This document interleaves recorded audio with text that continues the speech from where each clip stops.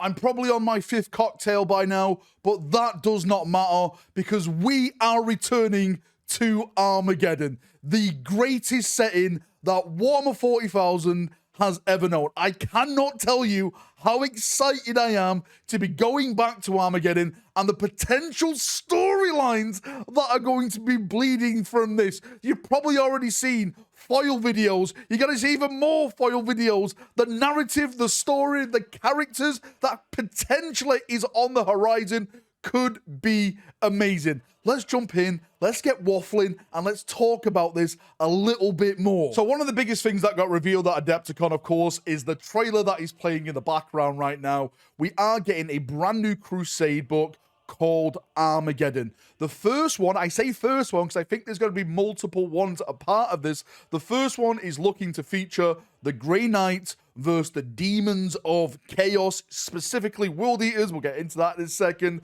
And also, the Space Wolves are getting involved. It's like we're going back in time. It's the first war of Armageddon all over again. And for those of you who know about the first war of Armageddon, it got absolutely dramatic. Armageddon probably spawned one of the greatest novels there've ever been for Space Marines, and that is The Emperor's Gift.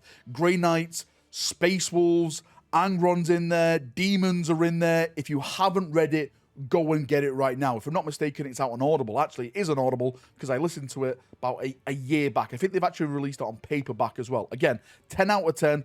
Go and read it. Massive, massive things in there. And I think, of course, those massive things are going to ripple into the narrative of this story because it set up a confrontation between the Space Wolves and the Grey Knights. And we know the Space Wolves and the Grey Knights are going to be turning back up in this book. The narrative that we have so far, since the Great Rift has spawned across the galaxy, is that Armageddon has been invaded by Chaos Forces. And when I say Chaos Forces, specifically demons, bloodletters, and this is why we're getting Angron returning to this planet. Blood for the Blood God. I'm sure the World Eaters are going to join in there. Actually, in the trailer, we actually do see World Eaters, so they are going to be setting up a narrative of World Eaters, Angron, Bloodletters, Grey Knights versus the Space Wolves as well. Now, what is exciting me about this the most is the return of these big characters. Now, the first book, I say the first book because I think this is going to be multiple books, as I've already stated, is going to feature on Angron. And that is a massive thing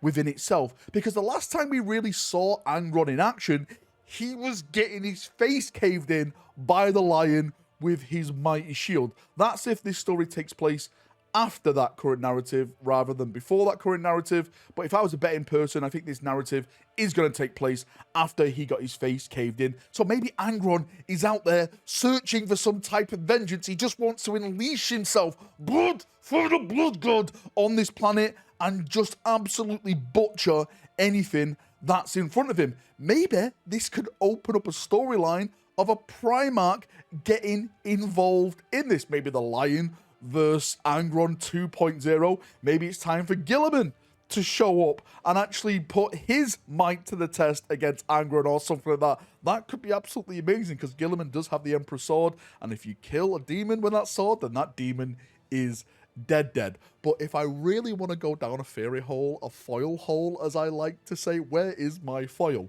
Do you know what Primarch went missing on Armageddon? Because people don't really know this. Well, some people do, but some people don't.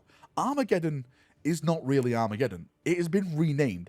Armageddon was Ullanor, and during the Beast Arises, there was a Primarch that fought the Beast on Ullanor.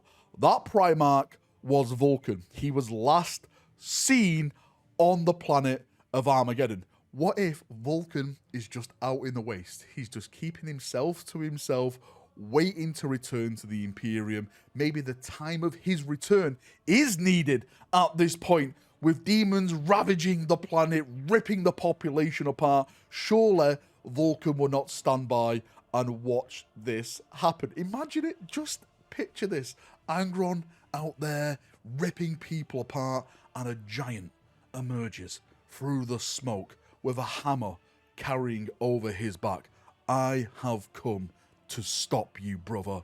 And there we have him, the Lord of Drakes himself, returned in the glorious setting of Warhammer 40,000. This is the kind of things I live and breathe for. But that's just me in my dark room wrapped in foil. If we look at this through the logical lens, it is mostly going to feature the Grey Knights, the World Eaters, Angron, and of course the Space Wolves. If I was a betting person, I would say that it's going to be the Grey Knights versus the World Eaters and Angron and the Demons, and then like out of nowhere the Space Wolves come in and join the fight at the last second and, you know, trying to save the day type of thing. One of the really, really big things that I'm looking forward to and that I've been hearing through like the whispers of the warp is the ongoing narrative. I know we've suffered through 10th edition with the 4th Tyrannic War, and there's really been nothing there, but what I have been hearing is that the Space Wolves are going to be taking on the Orcs during the 11th edition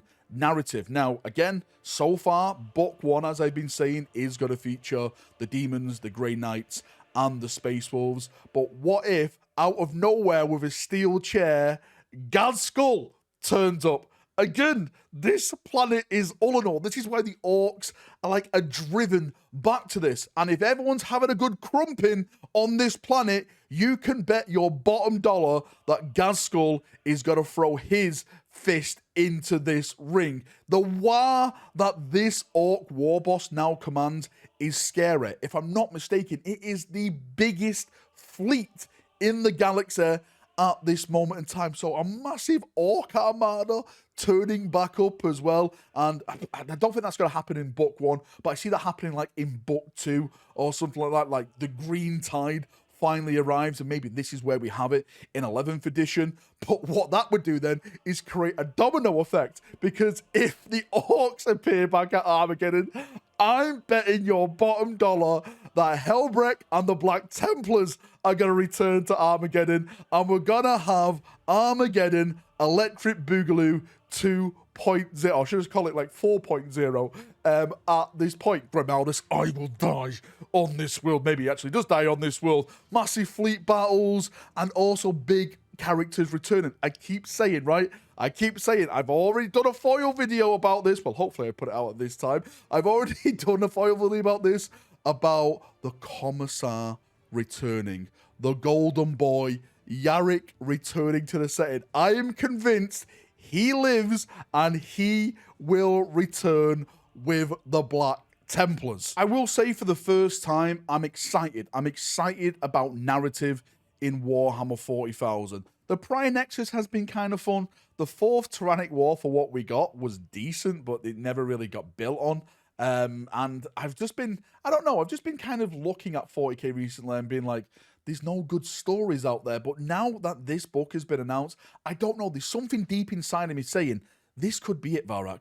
This could be the big one. I absolutely love fighting against Orcs. As a Space Marine fanboy, as you can see, Orcs are my go-to faction every time. They're just numbers untold. They're brutal, they're strong, and all they want to do is fight. They are the perfect enemy for Space Marine. So if we do get that, a part of this Armageddon campaign, I will be absolutely over the moon. The Angron, the World Eaters, the Demons, the Grey Knights all slung in there. The new Space Wolf range, I think it's looking absolutely incredible, and we're going to be in for a great time ahead. Fingers crossed. Anyway, thank you for coming. Thank you for watching. If you've got any thoughts, feedback, theories you want to add to this, how would you like the Armageddon campaign to go? Do you want it to go like I just said with the Orcs return and the Black Templars follow, or do you see something else happening? Post it down below. I'll have a nice little chinwag down there as we always do. See ya. Have a great day, and bye-bye.